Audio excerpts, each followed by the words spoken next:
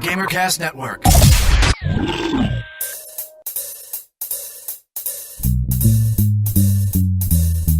Hey. All right.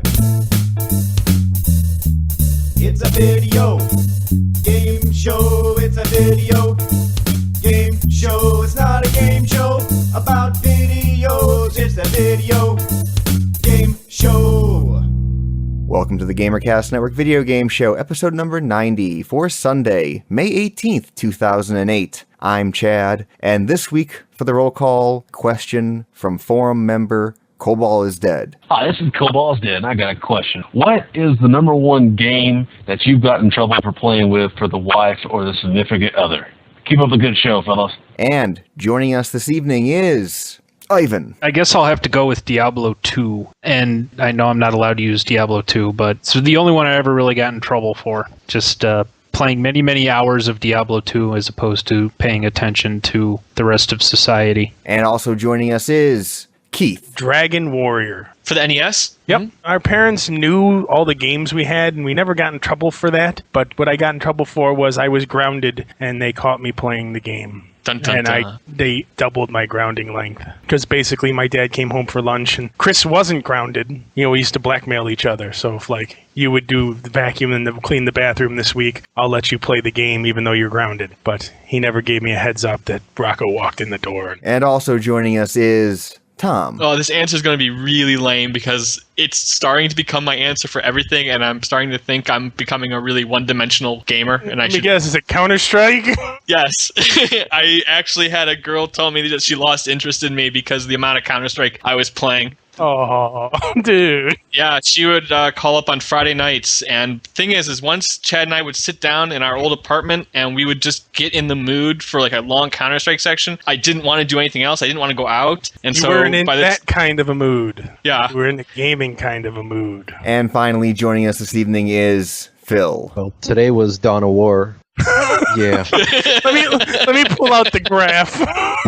Let's see. What does the pie chart say? I'd have to say all time Diablo 2, but it was for a very good reason. When I played Diablo 2 and I was living at my parents' place, we didn't have broadband cable, so in order to play Diablo 2, I had to use dial-up. So every time I played Diablo 2 for many hundreds of hours, I'd tie up the phone line so nobody could call the house. Oh, man. You know, I have a story along these lines. I was going to Cincinnati one weekend. This was back when my youngest brother was big into MUDs. He would dial into our ISP and then telenet to, a MUD server, blah, blah, blah. And one weekend I was in Cincinnati and my car died. And so I'm trying to call my mom, and here I am, how many hundreds of miles away from home, and I can't get through because the phone was busy. And my brother plays until like 3 a.m, so I couldn't get through at all. Oh my God, it was a nightmare. I'm trying to think of an answer here, and I can't think of a good answer. I'm going to suggest one for you. I don't know, maybe a hole in your wall. Oh, that. But we fixed that. I mean, he didn't get in trouble, though. That made for a fun story. Breaking the couch, now that was an unfortunate one. You broke a couch? Dude, what the were you like a roid rager only with games? No. I got upset with myself. And when I get upset with myself, I try not to hurt others. I just grabbed a pillow and whacked it against the armrest of a couch. Was the You're either very strong or that was a very tough pillow. It was a very tough pillow. This couch was like from the 60s. It was like a retro style orange ugly as hell couch, and I just whacked it and the arm broke off. Okay, it was Counter-Strike. So Counter-Strike has done many bad things in my life. That's why I don't play it anymore. That's why I stopped playing. Well, anytime someone says I was angry and I picked up a pillow, it's usually not breaking a couch, it's smothering something. So I got to give you credit there. The cat still lived, and that was a testament to your will. No, the cat died too. Sorry. Did I tell you that the cat was actually in the pillow before I started hitting it against the couch? And before PETA gets me, that was a joke. That was a joke. No cats were harmed in the playing of Counter-Strike. That you know of. This week on the GamerCast Network. On Uncle Gamer Radio, get a first-hand account at hands-on time with Banjo and Kazooie 3, Too Human, Viva Pinata 2, and other upcoming 360 titles. Gamertag Radio is podcasting live from Atari's Alone in the Dark event in San Francisco, California, with Phil Harrison and Eden Games. Also find out how you can win a free copy of the game at gamertagradio.com. Be sure to get all the facts on the post-game report. A Sarcastic Gamer, are we getting gypped with Rock Band's song selection? And why in the wide world of sports would you want a Wii stripper pole? Discover the podcast community that brings you all these great podcasts and more. GamerCastNetwork.com. Next topic. Ivan, you're a little late to the Portal party, but you did finally finish it, right? Listen, the thing was I had played Portal, and then before the quote-unquote incident, I hadn't finished it. I was like 2 levels away from finishing. The incident occurred, and I lost everything, and I always meant to go back, so I played some Portal, and actually got through it very quickly and finished it in an evening. Yeah, it's a very short game, 3 hours at most if you're hustling. What'd you think of it overall? Did you like it? Overall, I liked it a lot, and I think it would be a good game if they gave it some loving and turned it into its own full-fledged game as opposed to just a tech demo add-on. Would you ever like to see that idea of those kind of portals used in like multiplayer games, like say Call of Duty? I know it's not realistic. I don't think so, and the reason I don't think so is because I didn't like the teleporting through objects and walls in Shadowrun. I thought that was a little too much. When you're running around and trying to shoot people and flying and casting spells, the last thing you need to do is worry about teleporting through objects and things, and added to the complication, which is one of the reasons I didn't care for Shadowrun. I just think that having 4 or 8 people all shooting portals all over the place would be hectic, to say the least. Well, some people like hectic. Well, obviously you're not one of them. No, I'm not.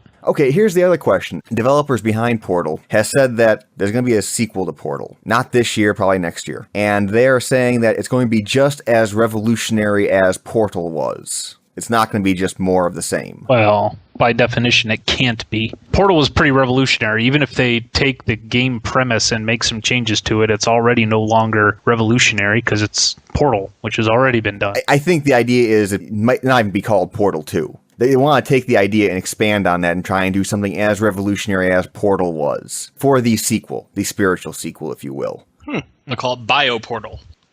Joke gets no laughs because no one knows what you're probably talking about. Yeah, I don't know what that meant. BioShock was the spiritual sequel to System Shock, which was an older game. Well, it's just because every time someone said spiritual successor, that's all they talked about was Bioshock. Sorry. I won't make any more bad jokes. I'll try not to. Yeah, you will. Next topic. I got Shiren the Wanderer for the DS. I don't even know what the hell that is. That sounds weird. It's crack is what it is. Mystery Dungeon Shiren the Wanderer. It's a roguelike game where if you die, you lose everything. There's no save game, anything like that. If your character dies, you start back at level 1 with no equipment and you start the game over. So it's very unforgiving. But they do have a couple storehouses where you can store stuff. So if you die and you come back at level 1 with nothing, the stuff you stashed in your storehouse you can go get. But your stats and all your abilities are still gone. Yep. So you start out, you're this little samurai guy. Did you ever see the Ninja Scroll? You're Jubei for all intents and purposes, and you have a weasel. And the weasel walks around and talks, and he's your little sidekick. And you are trying to get to the top of this mountain to find all this treasure. It's all randomly generated levels, and there's little monsters on it. It's kind of turn-based. For every move you make, everything else in the dungeon makes a move as well. So if you take 2 steps forward, all the monsters and all the NPCs in that level of the dungeon have 2 actions as well. Everything's an action, swinging a sword, talking to people. Gear is more important for your actual leveling, because then you find weapons and armor and shields and things like that you get upgraded in town. Now, if you go back to the first town, you go back to level 1, but you keep all your gear and everything that you have on your guy. To build up weapons, you have to go forward to a couple towns, upgrade your stuff, and then go back to the first town, wipe the slate clean, and then keep going to get tougher equipment. Once you've completed level 1 and move on to level 2, level 1 will never have any gear or money or anything like that again. So just running around gaining levels, unless you have a stash of money and items, you're going to die. I had a guy that died. He was like level 16 or 17. He died because I ran out of food. It's not a game for you if you're going to get very angry. Punch couches. Yeah, I recommend it. It was like $25. It really wasn't that expensive. Just oodles and oodles of fun. So that has been my oodles. I said oodles. Oy. Why? What's wrong with oodles? Oh, no, nothing, I guess. If you're from 1935. Hey, I'm the mighty Oot. If something's good, it's oodles good. Gotcha. Oodles. Next topic. Keith, you were going to try out that expansion for the XBLA game Rocket Men. Did you get around to it? No, I did not, because I kind of got sucked into Overlord as well. Overlord's good game. Very, very fun game. I want minions like that. This was the Xbox PC game that came out, I don't know, 7-8 months ago? Oh, yeah, it's not a new game at all. You're a hero, not a hero, you're actually a villain, walking around, controlling minions, trying to take over the area and build your own keep, if I recall correctly. You're absolutely right. It's like a cross between Dungeon Keeper and Pikmin. Yeah, you have your little minions, and you can go fight things yourself or throw your little minions at them, and you need to use your minions to move things and carry things and that kind of deal. And as they go break pots, and they'll grab stuff and they run around and they bring it back to you, and for you, master, and put little pumpkins on their heads because they're stupid little goblin things. And it's a very entertaining game. You like to put pots on people's heads. Who doesn't? Come on, when you were a little kid, you never ran around with a pot on your head like for a helmet? No, not really. Anybody else? Hell yeah. With a ladle actually, mace. The pot lid as a shield. Hell yeah. And then like a little blanket as a cape. And you'd run around. And, whoa, the cat that stood before me. Yeah. No, I can say I never did that. Dude, you don't know what you're missing. I highly recommend it. It's fun. I'll be sure to put that on my list of things to do. Even today, it's fun. Might get some weird stares from people around me, but it's fun, right? You don't have to necessarily go to a crowded place to do it. You could do it in the privacy of your own home. Yeah. Weird stairs or awesome YouTube video. I don't know if there's a difference. Next topic. I did play Lego Indiana Jones demo this week. Yeah, they released a demo of the upcoming PC version. I would guess that that's fun. If I had Yeah, to it's take cute. a guess. You know, it has little animated cutscenes from the film done with Legos, and, you know, it has silly slapstick humor. The game dynamic itself is the same as Lego Star Wars. I mean, you have two characters, and you kind of bounce control between the two of them, and, you know, you'll have to stand on some kind of pedestal to open up the side of an Aztec temple so that your other character can run through it. It's Star Wars Legos, but set in the Indiana Jones universe. If you played through that game and you thought, man, I need more Lego games, then this one's for you. Speaking of just PC gaming, I want to throw out there how annoying PC games really are. You just sit down to play a game and spend almost an hour updating and installing patches, etc., etc., etc. Let me guess, Dawn of War, you don't have the Steam version of it. No, I was a dumb that actually owns the disc. Same here. I believe the Steam version probably patches itself and updates itself. The non-Steam version, you're going to have to go download all that crap. This is why, like 2 months ago, I said I'm not buying any more PC games from the store. I'm only buying through digital I'm just saying, it makes it so unuser-friendly. Yeah. I played Dawn of War probably a couple months ago, and I know their patch scheme. Oh, there's no one big patch. No. You have to download one patch and then download the next patch. I'm reading the Dawn of War book, which made me want to play Dawn of War. So I reinstalled it and just started playing, not thinking to patch anything, because for single player, what do you have to patch? And so when you did decide to play multiplayer, I guess, you had to patch? Yep. And Chris, Phil, and I played for a little while today, and we were patching, and like, not even joking, I think it was, 51 or 52 minutes later, we were finally able to play? Yeah, it was at least 45 minutes of patching. While PC games, in my opinion, tend to be better than console games, God, they're annoying. You can't just pick up and play. You have to have an allotment of time if you're going to sit down and play a PC game. See, the problem there is I would put that on the devs who put the patch out. They should have released one whole patch. Yeah, I agree with you. There should have just been one all-including patch and be done with it. I mean, and it really does take the wind out of your sails. Pick up a game and you're like, yeah, I'm going to go play the game. Oh, okay, it's got installed. Okay, now I got to patch. Oh. And you're like a little kid staring at the Christmas tree on Christmas Eve. You're just staring at the computer, watching the little meter fill 1 bar at a time, just waiting, and it sucks. So I just wanted to throw that out there. On the pro PC gaming thing, because we're all apparently pro PC, there's a little PC hate. Patching. I hate patching. Next topic. I actually played a new game recently. You played something other than World of Warcraft? Yes, Liar. You lie. About a week ago, Jill and I actually played NBA 2K8. Was that the ones we got from our friends at 2K Games? Yes, that was the one that we got for review purposes. The one thing that I didn't like, it seemed like the home team kind of had a little bit of an advantage There was one game that we played where I was Orlando and she was the Spurs, and you would figure the Spurs should beat the heck out of Orlando. Would you figure that? Yeah, you kind of would. I wouldn't figure that. Most people that follow basketball would probably figure that. Oh, that's the thing. You got to follow basketball. Yes. I was winning at one point, and it was towards the end of the game, and I think I was trying to run down the clock, and I had like the worst player on the team throw up a three-pointer. So kind of got the feel from a couple games that the home team gets a little bit of an advantage. But shouldn't they? Wouldn't that make it more realistic? I mean, if you've got one of the worst players on the team that's hitting a three-pointer... That could happen. Another thing that I noticed in that game is when you're losing, it's kind of hard to come back or regain the lead. Well, that's why you got to man up and play some defense. What's wrong with you? I guess I'm too offensive-minded. Overall, it had the look and feel of 2K basketball games with the shot stick and whatnot. And that's another one where I'm very sad that the whole NFL franchise, because the 2K series for football games were so much better than Madden's. Well, you're never going to see another 2K football game in your life. And no I know. Not even in your children's lifetime either. One can hope. Next topic. Over the past couple weeks, there have been some major announcements for new rhythm games coming out that could be seen as trying to compete with Rock Band. Masturbation Hero? No. God, Lord, man.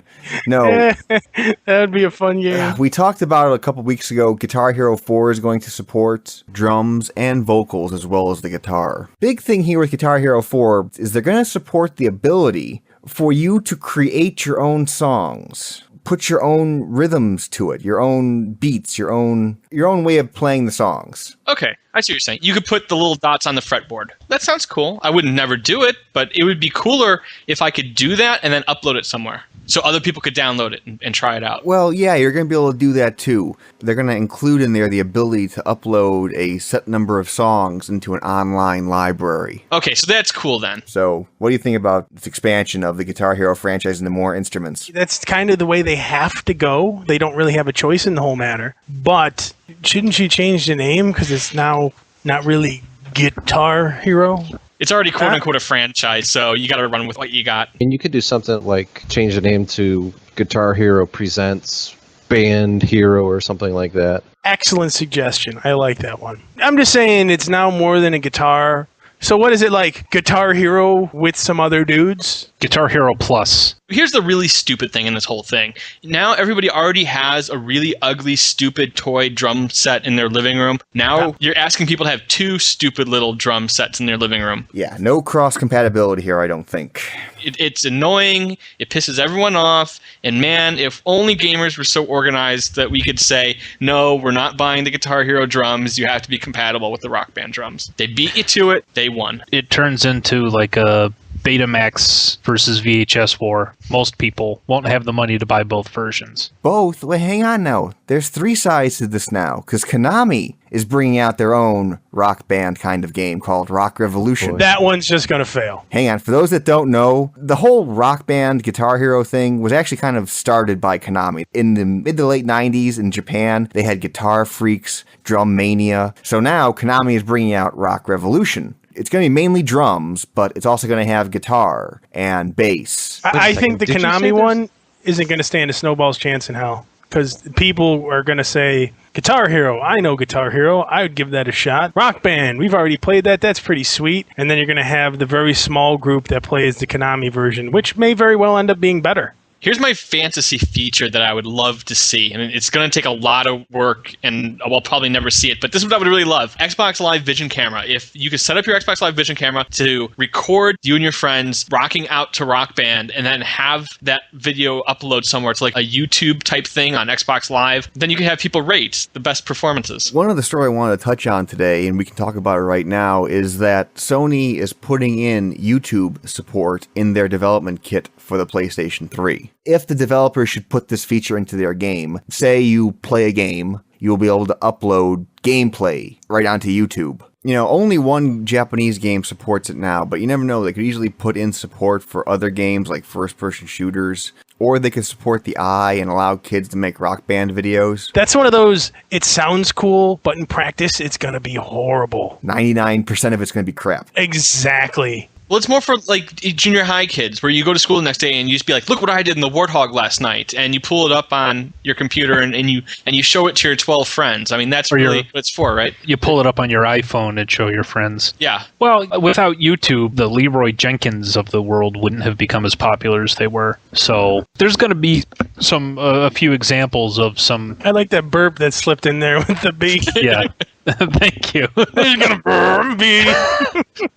There'll be some good stuff on there, but you're right. 99% of it's going to be just crap. But if there really is a junior high kid who has an iPhone, his parents should be beaten. Next topic. So have you seen who the latest cover boy is for Madden? Good old Favre. Yep. Brett Favre is going to grace the cover of Madden 09. And I know this is going to sound horrible. I hope he still gets hurt somehow. Because that would just be funny. Because that's what they were trying to do, essentially, is they're like, all right, we have to break the curse. So let's pick someone that doesn't play. And I hope he is on his way to a football game and gets sideswiped or something.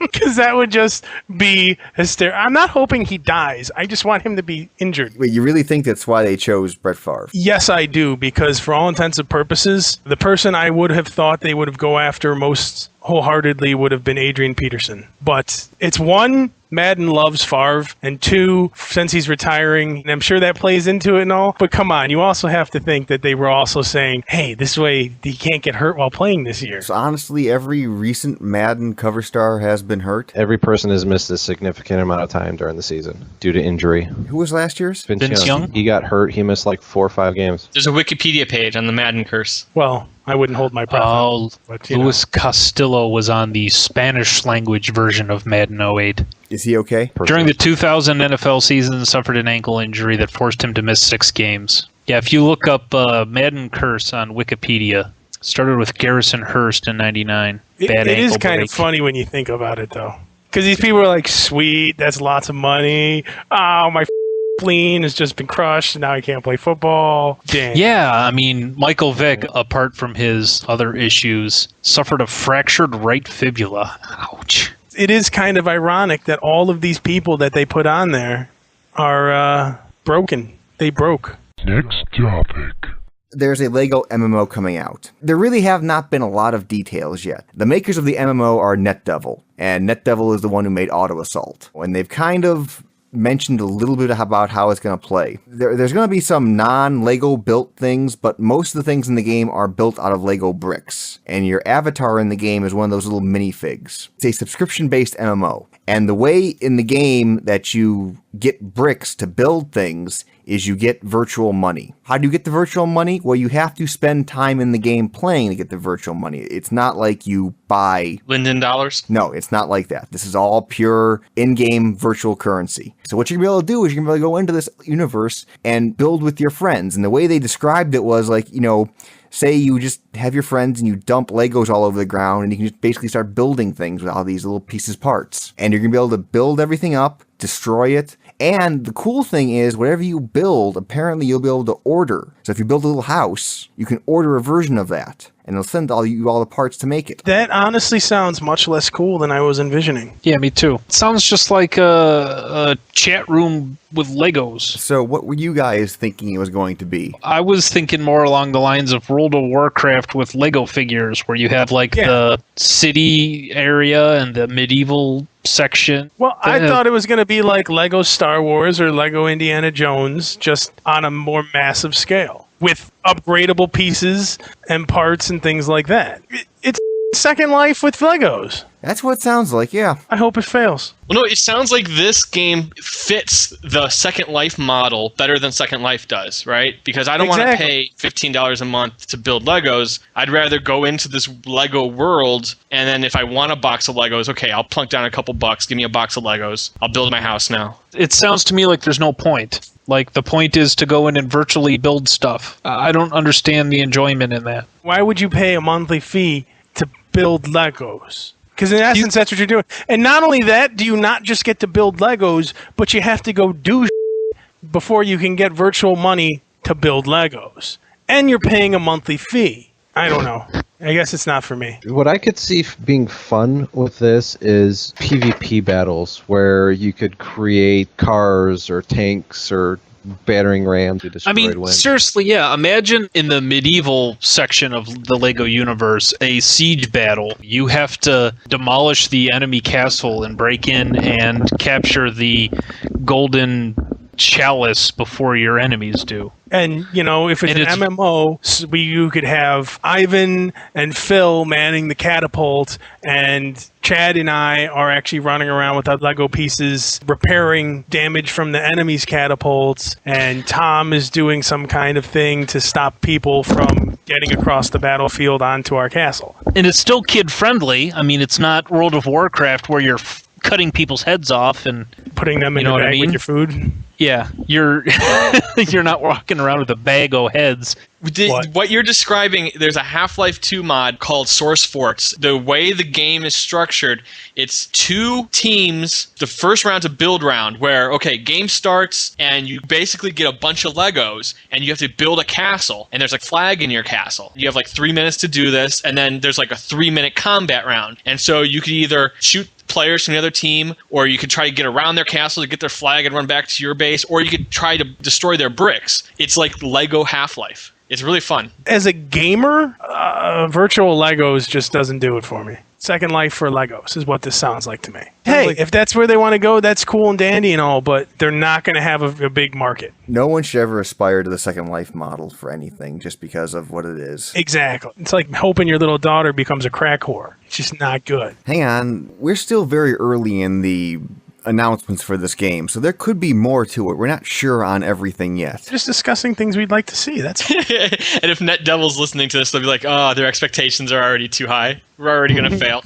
Oh, dude, what the host was saying originally is what we wanted, man. Just like a giant toy box for people to play with Legos together, and they pay us money to do it. Now you want cars and driving around and God, no. Siege battles and crossbows and catapults. We need to have a job in the game industry where we just sit in a conference room somewhere all day, and people come in after they've developed an idea for a game and they're about to start building it, and they say, Keith, here's our idea, and then we just say, "You dumb and then they know that they don't pursue that idea. And we would be saving the industry millions of dollars. I think we've already proven, though, that we have no idea what the industry wants. I think we've proven that time and time again, that what we want is usually the exact opposite of what the drones of the world wish. Next topic. Let's do the mailbag real quick. We have 2 things. Mailbag. 2 things.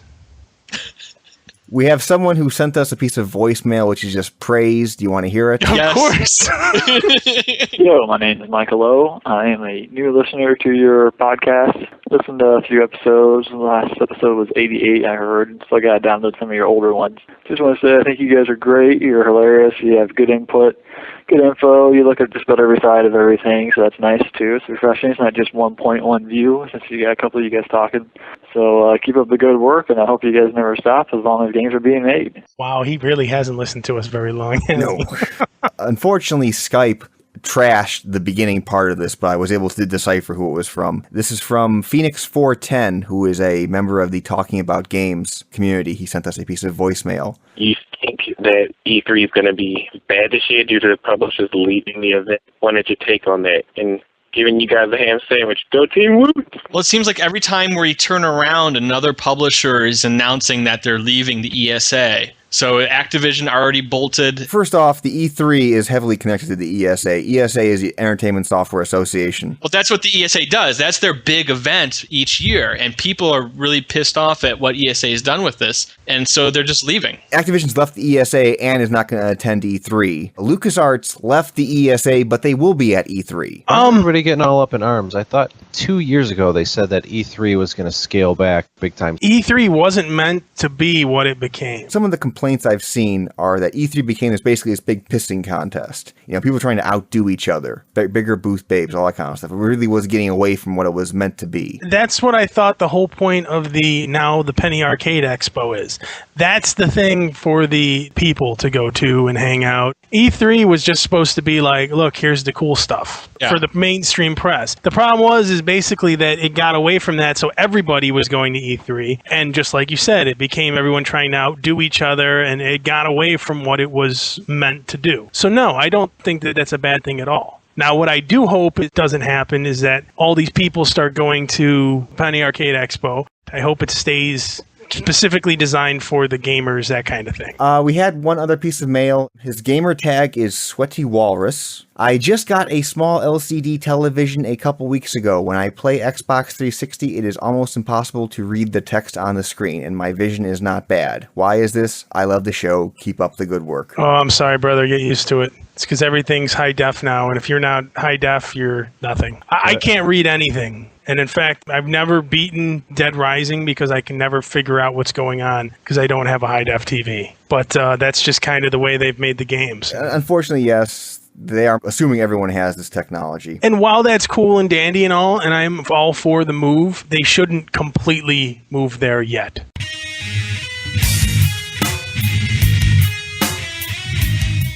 And that was Video Game Show episode number 90 for Sunday, May 18th, 2008. Any ham sandwiches or share dream pies? I know we're not supposed to, but Chad, I'm giving you a ham sandwich for duking it out while the rest of us were at dinner with moms. I want to give a ham sandwich over to Rothbart. For those who don't know, Rothbart is a moderator on the forums. For Sarcastic Gamer, he has started a PlayStation podcast. And he gave me a shout out on the first episode. So, ham sandwich to you, good sir. Thank you, and good luck on your show. Let's give a Shattered Dream Pie to the Cavs. Yes, they tried. Oh, they tried. One other thing, the GamerCast Network forum community holds a weekly Xbox 360 gaming night every Friday, organized by the great Zulfikar from MarriedGamer.com. They're always looking for more people to join their games. This week they're going to be playing Gears of War. To find out all the information on the event, go check out the site community.gamercastnetwork.com. Also, you can get the details through the gamercastnetwork.com forums. And as always, send your comments, questions, queries, concerns, or roll call question to the mailbag at mailbag@videogameshow.org. Skype us at videogameshow or call us at 320-300-GAME. That is a standard long distance call and all normal fees apply. And that's a wrap. Good night.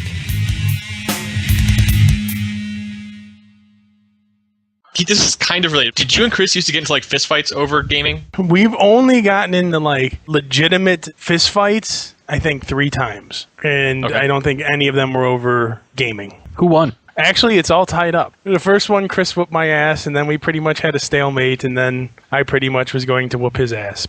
And then when I was little, technically it wasn't a fight, but he did something where he was kicking me in the back, and I had like a xylophone thing, the little club that you hit the xylophone. Well, I just pretty much got him in a scissor headlock and started squeezing his head as hard as I could, beating him on the head with the xylophone thing.